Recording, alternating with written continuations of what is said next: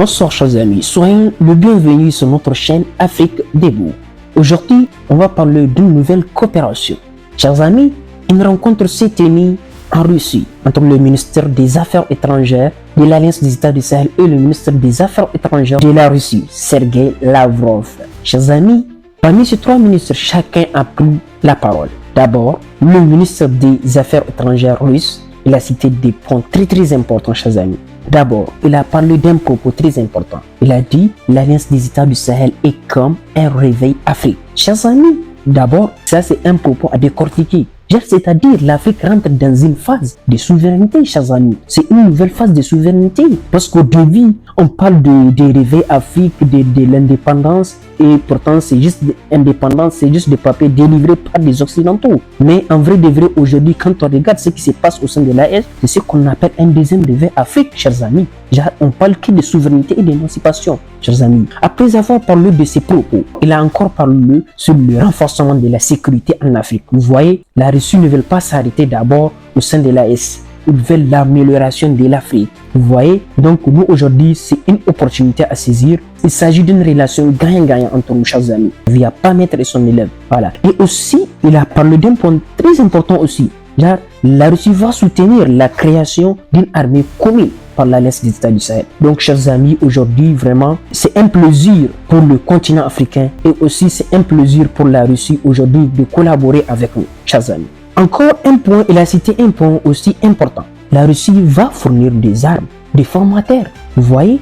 Donc, c'est une opportunité, n'est-ce pas, les amis? Sergei Lavrov a parlé aussi de l'organisation d'une réunion chaque année. Oui, d'une réunion chaque année avec le pays membre de l'Alliance des États du Sahel. Genre, une réunion chaque année. Et la prochaine sera organisée dans un autre pays au sein de l'Alliance des États du Sahel. Vous voyez, chers amis, c'est ce qu'on appelle du respect. Cette année, on organise une réunion en Russie. L'année prochaine, au sein de l'Alliance des États du Sahel. C'est qu'il est tout bon.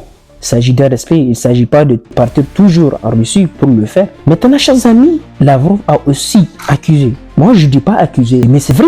Genre, le pays occidentaux aide le terreau au Sahel. Chers amis, quand je dis terreau, vous comprenez, on ne veut pas utiliser le terme pour éviter la restriction des réseaux sociaux. Donc, on met le terme terreau.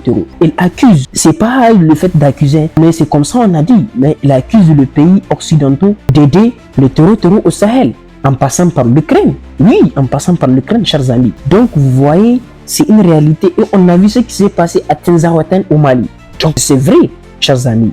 Chers amis, du côté du ministre des Affaires étrangères de Mali, Abdoulaye Diop, est allé dans le même sens que le ministre des Affaires étrangères, Sergei Lavrov. Il a traité l'Ukraine de pays terreau. Chers amis, nous tous on était au courant. On était au courant de ce qui s'est passé au Tinzaouaten, des propos. Ouais, des propos qui ont été lancés par les diplomates ukrainiens. Nous tous on était au courant. Donc vous voyez, c'est normal qu'on traite l'Ukraine de pays terreau. Parce que du moment où les diplomates sortent pour lancer ce genre de propos, c'est normal qu'on les traite de pays terreau. Chers amis, vous comprenez le mot terreau entre griffes. C'est pour éviter la restriction de Facebook qu'on utilise le mot terreau, chers amis. Voilà. Et il a dit que certains pays étrangers voisins soutiennent le groupe terreau du Sahel, chers amis. Oui, soutiennent le groupe terreau du Sahel. Vous voyez, tous on était au courant de ce qui se passe. Qui dirige la Côte d'Ivoire? Qui est le président de Côte d'Ivoire? De quoi il est capable? Est-ce que c'est une marionnette de France-Afrique ou c'est quoi? Vous voyez, chers amis, tous on connaît de ce qui se passe, entre parenthèses. Il a confirmé aussi que l'AES, l'Alliance des États du Sahel, veut créer une force commune, chers amis.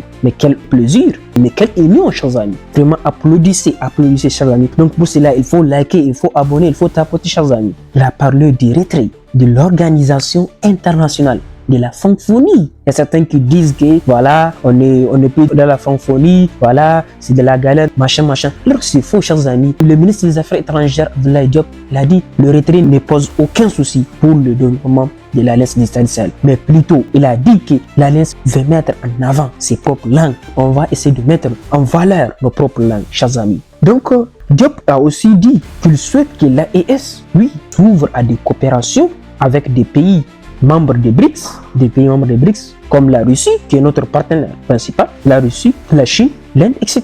Et chers amis, du côté du ministre des Affaires étrangères nigérien, Bakariatou Sangaré, a annoncé que la Russie va bientôt ouvrir une ambassade au Niger. Oui, chers amis, Donc vous voyez, c'est ce qu'on appelle le partenariat. Au fur et à mesure qu'on part, on grandit petit à petit, n'est-ce pas? Vous voyez, voilà, c'est ce qu'on appelle le partenariat. Petit à petit, comme un adage, petit à petit, l'oiseau fait son nid. Vous voyez donc maintenant, notre partenariat est fort de telle manière qu'on arrive, voilà, déjà, on va bientôt ouvrir l'ambassade de Russie au Niger. Vous voyez? Elle a rappelé aussi que la Russie fait partie des pays qui ont soutenu le Niger dès le début. Quand on parle de le début, c'est-à-dire après l'arrivée du CNSP, nous on était au courant. La Russie a soutenu le Niger. Vous voyez, chers amis, c'est de ça qu'il s'agit. Et du côté du ministère des Affaires étrangères burkinabé, Karamoko Jean-Marie Traoré a parlé. Il a parlé de bons résultats obtenus avec la Russie. Voilà, en bref, il a parlé de bons résultats obtenus avec la Russie. Il a dit que de plus en plus